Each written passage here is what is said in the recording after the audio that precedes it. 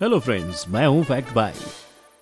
और क्या आप जानते हैं, दुनिया का पहला टच स्क्रीन फोन आईफोन नहीं बल्कि IBM साइमन था, जिसे 1994 में बेचा गया था। ये वही दौर था जब गिने चुने लोगों को ही मोबाइल से फोन लगाया जा सकता था। उस वक्त इससे किसी को भी कॉल कर सकते थे और इसकी इसी खासियत की वजह से इसके 50,000 पीसेस बिके थे। लेकिन मोबाइल की तरक्की का सबसे ज्यादा इंटरेस्टिंग दौर था कैमरा फोन्स का। हालांकि अगर आपको भी यही लगता है कि दुनिया में पहला कैमरा फोन लाने का श्रेय सोनी इरिक्सन को जाता है, तो ये बिल्कुल गलत है, क्योंकि सोनी इरिक्सन से पहले किसी और कंपनी ने इसका आविष्कार किया था। किंतु किसने किया था ये आविष्कार? इसका जवाब जितना हैरान कर देने वाला है, उतना ही हैरान कर देने वाला सच ये भी है कि दुनिया में सबसे पहला मोबाइल लाने का क्रेडिट जिस मोटरोला को जाता है, उसका इन दोनों फोन से कोई भी वास्ता नहीं था। सही सुना आपने, क्योंकि मोटरोला से पहले इसे लाने का काम उस नोकिया ने किया था, जिसका नाम आज बस नाम बनकर रह गया है। लेकिन ये कौन सा फोन था? मोबाइल की दुनिया के इन्हीं अलग अलग आविष्कारों को जानेंगे हम in our today's video, evolution of mobiles. ये उन दिनों की बात है जब टीवी स्क्रीन्स और थिएटर्स में ब्लैक एंड व्हाइट फिल्में चलती थी। हर 2 गली नुक्कड़ के बाद एक टेलीफोन बूथ दिखता था, जिससे बस एक फोन लगाने के लिए लंबी लाइन में इंतजार करना पड़ता था। लेकिन ये लंबे इंतजार का दौर भी जल्द बदल गया जब 1947 में नोकिया की ही एक अमेरिकन कंपनी बेल लैब्स ने दुनिया को टेलीफोन्स के उलझे हुए कॉर्ड्स को सुलझाने का रास्ता दिखाया। पर रुको, क्योंकि पिक्चर में अभी तक मोबाइल फोन्स ने एंट्री नहीं मारी है, बल्कि नोकिया लेकर आया था कार फोन्स, जिसमें बेसिकली उन्होंने फोन के लंबे कॉर्ड्स को पीछे छोड़कर सेलुलर टेलीफोनिक कॉन्सेप्ट से जगह जगह टेलीफोन टावर सेट करके इस 36 किलो के यंत्र को गाड़ियों में फिट कर दिया था। लेकिन चाहे लोगों ने कार फोन्स को कुछ ज्यादा ही क्यों ना पसंद किया हो, पर इसके डायल को घुमाने के लिए लोगों को बहुत टाइम तक वेट करना पड़ता था। इसलिए ये टेक्नोलॉजी सही मानों में पोर्टेबल फोन नहीं कहलाई जा सकती थी। हालांकि ये वक्त तब बदला जब 1973 में नोकिया के इसी सेलुलर टेलीफोनिक कॉन्सेप्ट को लेकर मोटरोला के इंजीनियर मार्टिन कूपर ने दुनिया के सामने डायनाटेक 8000X रखकर उसे उसके फ्यूचर से मिलवाया। और दुनिया के इसी पहले और नए हैंडल पोर्टेबल सेल फोन का कॉन्सेप्ट और डिजाइन मोटरोला के मीटिंग रूम में नवंबर 1972 से बनना शुरू हुआ, जिसके बाद 3 महीनों के अंदर 1973 में इसका प्रोटोटाइप बन के रेडी हुआ।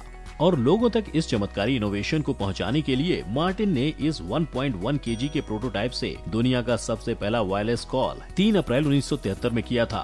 वो भी और किसी को नहीं बल्कि अपने ही जानी दुश्मन नोकिया के engineer doctor Joel S angel को। लेकिन चाहे मार्टिन और उनके ग्रुप ने दुनिया को सेल फोन का टेस्ट 1973 में क्यों न दिया हो, पर जनता को इसका पूरा लाभ पूरे 10 साल बाद 1983 में मार्केट में डायनाटेक के एंट्री के बाद उठाने को मिला। जिस कॉन्सेप्ट को हकीकत में बदलने में मोटरोला को न सिर्फ 10 साल लगे, पर उस पर 743 करोड़ का खर्चा भी करना पड़ा था। और करोड़ों के खर्चे और दिन रात की मेहनत के बाद पब्लिक के सामने ये 790 ग्राम और 10 इंच का फोन कम शू बॉक्स हाजिर था। पर हैरानी की बात ये थी कि इसी ईंट जैसे फोन को पूरे 10 घंटे चार्ज करने के बाद सिर्फ 35 मिनट तक जिंदा रखा जा सकता था। यही नहीं, इसमें सिर्फ और सिर्फ 30 जितने नंबर्स ही सेव किए जा सकते थे। और इसी लो स्टोरेज और इसी धीमी गति वाला दुनिया का पहला मोबाइल फोन लोगों को पूरे 3 लाख का पड़ता था, जो आज के दिन में करीबन 7 लाख जितना होगा। अब आई नो 3 लाख कुछ ज्यादा ही महंगा सुनाई देता है, पर ये मत भूलो कि जैसे आज के लोग नए से नए फोन के मॉडल को खरीदने के लिए किडनी बेचने के लिए रेडी हो जाते हैं, तो सोचो 1983 में बिना वायर के फोन घुमाना कितना रिवॉल्यूशनरी होता होगा। पर महंगे दामों में ईंट वाला मोबाइल कोई कंपनी कब तक बेचेगी? शायद इसी सोच के चलते मोटरोला ने नींव रखी मोबाइल के इवोल्यूशन की, जिसके लिए उसने 1989 में फ्लिप फोन का आविष्कार किया, जो देखने में बिल्कुल एक वॉकी टॉकी की तरह था। लेकिन असल में वॉकी टॉकी नहीं बल्कि एक माइक्रोटैक 9800X मोबाइल था। पर आप तो जानते ही हैं, दुनिया में एक से बढ़कर एक मोबाइल कंपनीज हैं और हम तो यहाँ मोबाइल्स के बदलते वक्त की चर्चा कर रहे हैं। इसीलिए तो मोटरोला के थोड़े टिपिकल मॉडल को टक्कर देने मार्केट में आया नोकिया, जिसका मकसद बस एक ही था, कम दामों में लोगों की मोबाइल से जुड़ी ज्यादा से ज्यादा जरूरत को पूरा करना। क्योंकि इससे पहले मोटरोला ने अपने मोबाइल को 2 लाख रुपए तक में बेचा था। साथ ही घंटों चार्ज होने के बाद भी वो सिर्फ कुछ मिनट ही चलते थे। इसलिए नोकिया ने ऐसे मोबाइल बनाना शुरू किया जो मोटरोला से सस्ते थे, ड्यूरेबल थे और उन्हें पैंट की जेब से लेकर हाथों की उंगलियों के बीच कहीं भी फिट किया जा सकता था। इतना ही नहीं, इसी दौरान नोकिया ने पहला ग्लोबल सिस्टम फोन बनाया था, जो फोन कॉल्स के लिए ग्लोबल नेटवर्क पे काम करता था। उसी वक्त मार्केट में अपने कॉम्पिटिटर की पकड़ को बढ़ता देख अपना नाम बनाए रखने के लिए मोटरोला ने लॉन्च किया स्टारटेक, जो एक फ्लिप होने वाला फोन था। और आप तो जानते ही हैं फ्लिप मॉडल वाले मोबाइल्स ने कितना तहलका मचाया था, तभी तो कंपनी ने इसके 60 मिलियन हैंडसेट्स बेचे थे। हालांकि कंपनी का ये पहला फ्लिप फोन नहीं था, इससे पहले भी 1989 में अपनी ईंट का जवाब 300 ग्राम के हैंडसेट से देकर जिस मोटोरोला ने माइक्रोटैक 9800X को लॉन्च किया था, वो भी फ्लिप फोन ही था।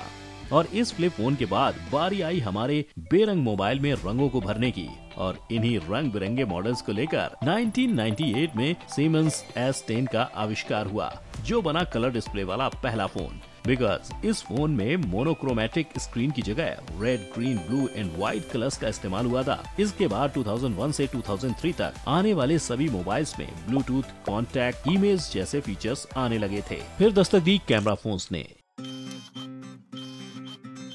जिसे वैसे तो सबसे पहले जापान में 2000 में शार्प JSH04 नाम से लॉन्च किया गया था, लेकिन ये फोन सिर्फ जापान में ही उपलब्ध था। इसलिए उसी वक्त मार्केट की डिमांड को समझते हुए सोनी एरिक्सन ने T68i की शुरुआत की, जिसमें फोन के साथ कैमरा बतौर एसेसरीज मिलता था। और फिर ठीक 3 साल बाद सोनी ने Z1010 फ्रंट कैमरा फोन को भी लॉन्च किया, ताकि लोग एक दूसरे से वीडियो कॉल पर बातें कर पाएं। लेकिन इन सभी कंपनीज की बनी बनाई मेहनत पर पानी तब फिरा जब 2007 में ब्लूटूथ, इंटरनेट कनेक्टिविटी और कुछ सेंटीमीटर्स के स्क्रीन को बड़े स्क्रीन के साथ रिप्लेस करने के लिए मार्केट में आया आईफोन। अब जहां एक तरफ अमेरिका में स्टीव जॉब्स ने दुनिया को उसका पहला स्मार्टफोन और iOS दिया था, वहीं उसे टक्कर देने के लिए गूगल के खजाने से एंड्रॉइड ने एंट्री मार ली थी, जिस पर चलने वाला पहला फोन 2008 में HTC ड्रीम के रूप में दुनिया के सामने आया था। लेकिन एक तरफ जहां दुनिया भर के हाथों में स्मार्टफोन्स पहुंचाने का काम HTC और सैमसंग जैसे बड़े बड़े विदेशी कंपनियां कर रही थी, वहीं इंडिया के मिडिल क्लास घरों में अपना खुद का पहला स्मार्टफोन लाने का काम माइक्रोमैक्स ने किया था, जब 2008 में उसने XLI मॉडल लॉन्च करके अपनी कंपनी का सबसे पहला मंथ लॉन्ग बैटरी वाला फोन इंडिया को दिया। और ये बड़ा धमाका करने के बाद माइक्रोमैक्स ना ही इंडिया का लीडिंग स्मार्टफोन मेकर बन गया, पर साथ ही 2014 में वो इंडिया में सैमसंग के सेल को भी बीट करके आगे बढ़ गया। पर माइक्रोमैक्स के इसी स्टार वाले मूवमेंट्स को कुचलने के लिए पिक्चर में जियो ने एंट्री मार ली। अब बेसिकली सीन ऐसा था कि माइक्रोमैक्स के फोन्स 3G नेटवर्क पर चलते थे, पर चाहे ये कितने भी फास्ट क्यों ना हो, लोगों को इससे भी बेटर और फास्टर चीज जियो के 4G नेटवर्क से मिल रही थी। तो जाहिर सी बात है, कोई क्यों पुराने और स्लो चीजों पर ध्यान देगा, है ना। और इसीलिए मार्केट की डिमांड को पूरा ना कर पाने की वजह से लोगों ने माइक्रोमैक्स को टाटा बाय बाय बोल दिया, और माइक्रोमैक्स के इसी डाउनफॉल का फायदा उठाकर इंडियन मार्केट में चाइनीज कंपनी जैसे Xiaomi, Oppo, Vivo जैसे लोगों ने एंट्री मार ली, जिन्होंने सस्ते में हाई क्वालिटी फोन्स बेचकर हमारे पब्लिक के जहन में छाप छोड़ दी,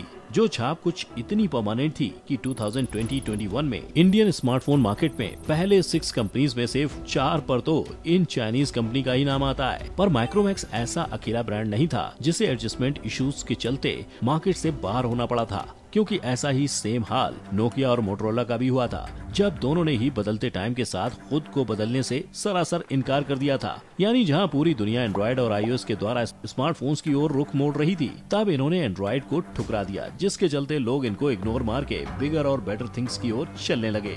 और एक टाइम पर फोन मार्केट पर राज करने वाले इन 2 ब्रांड्स का दुनिया से नामो निशानी मिट गया। लेकिन ताज्जुब की बात यह है, जिस मोटोरोला और नोकिया ने लोगों को मोबाइल्स की जरूरत महसूस करवाई थी, वो अचानक मार्केट से कैसे गायब हो गए। वेल, इसकी वजह है कमर्शियलाइजेशन, क्योंकि प्रोडक्ट्स चाहे मोबाइल फोन हो या सिम कार्ड, बिना एडवर्टीजमेंट के उन्हें कोई नहीं जानता, खासतौर पर तब जब वो फोन्स किडनी बेचने पर मिलने वाले हों। और इससे कमर्शियलाइजेशन की इंपॉर्टेंस को समझाया था सैमसंग ने, जिसने अपने गैलेक्सी S6 को लॉन्च करते वक्त उसकी बैटरी की खासियत को बताने के लिए लोगों को फास्ट चार्जिंग की इंपॉर्टेंस को समझाया था। इस स्ट्रेटजी का कंपनी को इतना फायदा हुआ कि इस फोन को ग्लोबल सेल्स में 3rd पोजीशन मिली थी।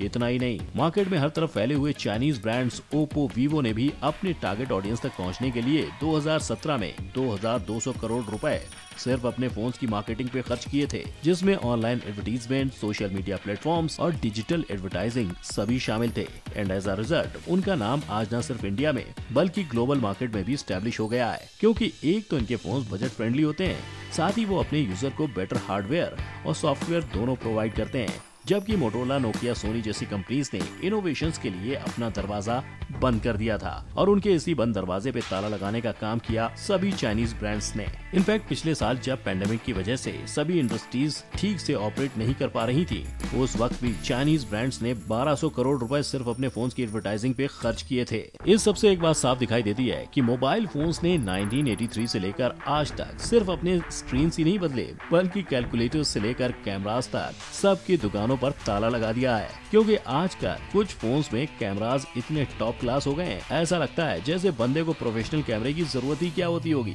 सिर्फ इतना ही नहीं, आजकल तो स्मार्टफोन्स ने गेम स्ट्रीमिंग के जरिए वीडियो गेम्स का भी बेड़ा गर्क कर दिया है। अब अगर इसी स्पीड से फोन की इंडस्ट्री आगे बढ़ती रहेगी तो उसके हिट लिस्ट पर अगले नंबर पर कौन से इंडस्ट्री का नाम लिखा होगा, आपको क्या लगता है? नीचे कमेंट में लिखकर जरूर बताइएगा और साथ ही वीडियो को लाइक और शेयर करना मत भूलना और ऐसी वीडियोस देखते रहने के लिए चैनल को सब्सक्राइब करके बेल आइकन हिट कर देना। हम मिलेंगे नेक्स्ट टाइम। जय हिंद।